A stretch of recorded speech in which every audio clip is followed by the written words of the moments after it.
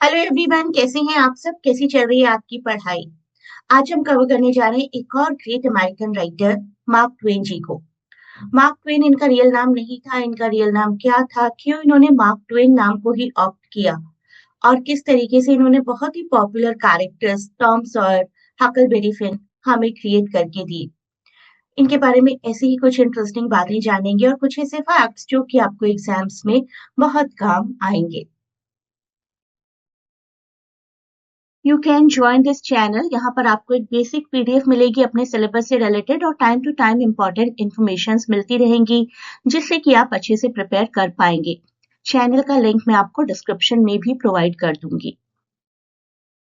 अपने टीयर 2 के exam pattern को भी देख लीजिए। 60 क्वेश्चंस होंगे 60 मार्क्स के और 10 क्वेश्चंस होंगे 40 मार्क्स के जो कि सब्जेक्टिव होंगे और आपके शॉर्ट क्वेश्चन में से 0.25 मार्क की नेगेटिव मार्किंग भी होगी। तो बहुत सोच समझकर आपको आंसर्स करने हैं और मेरे सभी वीडियोस को देखते रहिए तो मोस्ट प्रोबेबली आपके आंसर्स गलत नहीं होंगे। मैं अपने वीडियोस में सब कुछ एक्सप्लेन करने वाली हूँ जो कुछ भी आपके एग्जाम्स में आएगा।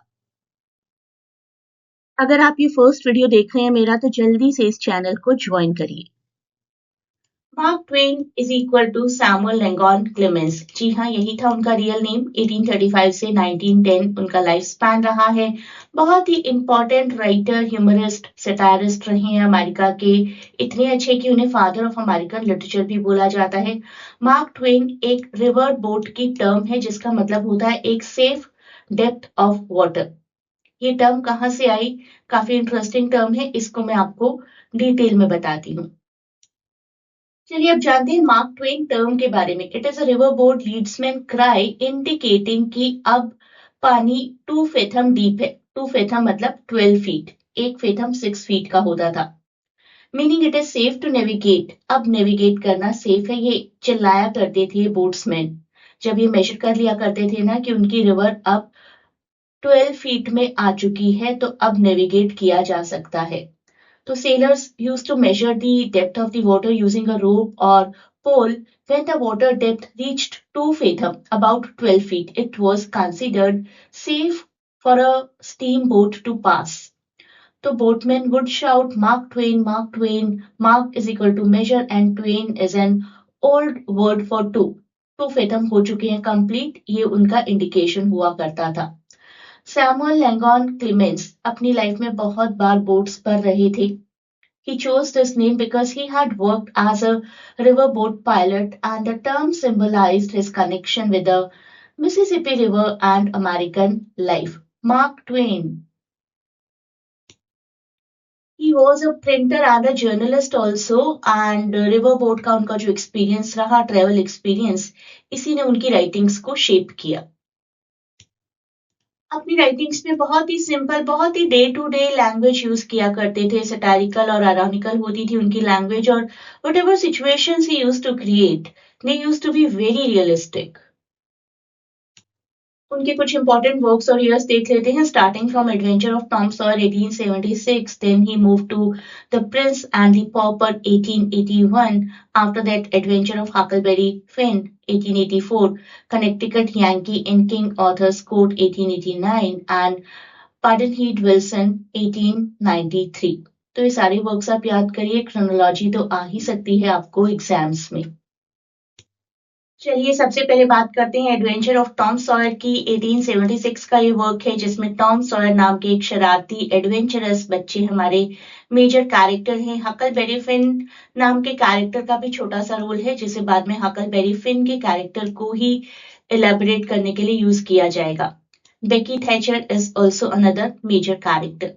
स्टोरी है टॉम सॉयर के एडवेंचरस चाइल्डहुड की along the Mississippi river. Through this character Mark Twain ने इनोसेंस को, इमेजिनेशन को, एडवेंचर को और चाइल्डहुड की फ्रीडम को सेलिब्रेट किया है। बहुत ही क्लासिक और बहुत ही शरारती कहानी है ये। अब बात करते हैं प्रिंस एंड द पॉपर की, जो कि इतनी पॉपुलर स्टोरी है कि इस पर काफी बॉलीवुड एडेप्टेशंस भी हुई हैं। उनकी भी मैं बात करूंगी। कैरेक्टर्स के नाम देखिए, प्रिंस एडवर्ड एंड टॉम कैंटी। एक प्रिंस और एक पुअर बच्चा अपनी आइडेंटिटीज को एक्सचेंज कर लेते हैं। आप जानती हैं बॉलीवुड में इस तरीके के प्लॉट्स बहुत ही इस्तेमाल किए जाते हैं। मार्क ट्वेन ने इस राइटिंग के थ्रू एक्सपोज किया है सोशल इनइक्वालिटी को, कि किस तरीके से इनइक्वालिटीज वर्क करती है, क्या ट्रीटमेंट रहता है even if a poor boy is imposed to be a prince, तो आपकी ट्रीटमेंट आपके बर्थ से नहीं बल्कि आपकी आउटसाइड अपीयरेंस की वजह से की जाती है। दैट हैज बीन सटायराइज्ड हियर। आइडेंटिटी किस तरीके से शेप की जाती है किसी भी इंसान की, that has been told here. सबसे पहला अडेप्टेशन है राजू पेड़ा 1954 का, और इसमें एन.टी. रामाराव ने रोल किया था। काफी पॉपुलर एक्टर रहे एन.टी. रामाराव साउथ इंडस्ट्री के। 1968 राजा और रंक, काफी पॉपुलर अडेप्टेशन था ये भी, और थोड़ा सा मॉडर्न अडेप्टेशन तेरे मेरे सपने 1996, काफी पॉपुलर हुए थे इस मूवी के सॉन्ग्स भी। एक थोड़ा सा मॉडर्न अडेप्टेशन जिसको मैं इंस्पिरेशन ज्यादा कहूंगी rather than the complete adaptation of the plot, Shehzada, जो कि काफी रिसेंट है, 2023 की मूवी है, एंड अला वैकुंठपुरमुल्लू 2020 की तेलुगु मूवी है। तो इन दोनों की भी थीम काफी इंस्पायर्ड है प्रिंस एंड द पॉपर से। अब बात करेंगे एडवेंचर ऑफ हकलबेरी फिन की। 1884 का ये वर्क है। हकलबेरी फिन और जिम और टॉम सॉयर, जो कि प्रीवियस नॉवेल में भी हकलबेरी फिन के साथ थे, हकलबेरी फिन इनके साथ थे, ये कहना ज्यादा अच्छा होगा क्योंकि टॉम सॉयर पिछली नॉवेल के प्रोटेगनिस्ट थे और हकलबेरी फिन यहाँ पर प्रोटेगनिस्ट है। हक और जिम की जर्नी हमें दिखाई गई है, फ्रीडम, फ्रेंडशिप, स्लेवरी, ये सब कुछ दिखाया गया इस वर्क के थ्रू। पावरफुली ये नॉवेल क्वेश्चन करता है सोशल नॉर्म्स को और हाईलाइट करता है कि ह्यूमन होने का और आजाद होने का रियल मीनिंग क्या होता है। हकलबेरी फिन अर्नेस्ट हेमिंग्वे जी को इतना पसंद था कि इतना ब्यूटीफुल कोट उन्होंने लिखा इस बुक के बारे में। अर्नेस्ट हेमिंग्वे को मैं आपको ऑलरेडी कवर करवा चुकी हूँ। All modern American literature comes from one book by Mark Twain called Huckleberry Finn. देखिए कितनी अच्छी बात है, उन्हें लगता है कि हकलबेरी फिन में हर मॉडर्न नॉवेल के रूट्स हैं। अ कनेक्टिकट याकी इन किंग ऑथर्स कोर्ट, बड़ा ही अच्छा मिक्सचर रहा होगा उस टाइम पर मॉडर्निज्म का और एंशियंट टाइम का। किंग ऑथर के साथ एक मॉडर्न कैरेक्टर को दिखाया गया है, हैंक मॉर्गन। एक modern American travels to medieval England and challenges old traditions of King Arthur, और किंग ऑथर के मुख्य सलाहकार मर्लिन, वो भी इस नॉवेल का एक इम्पॉर्टेंट हिस्सा है। तो ट्विन ने ह्यूमर को और फैंटेसी को बाइंड किया है to criticise the blind faith in tradition and outdated authority. किस तरीके से किंग की अथॉरिटी को सुपीरियर सुप्रीम माना जाता था, किंग के हर एक्शन को वर्शिप किया जाता था, फॉलो किया जाता था, उसको क्वेश्चन किया है एक मॉडर्न मैन हैंक मॉर्गन ने जाकर।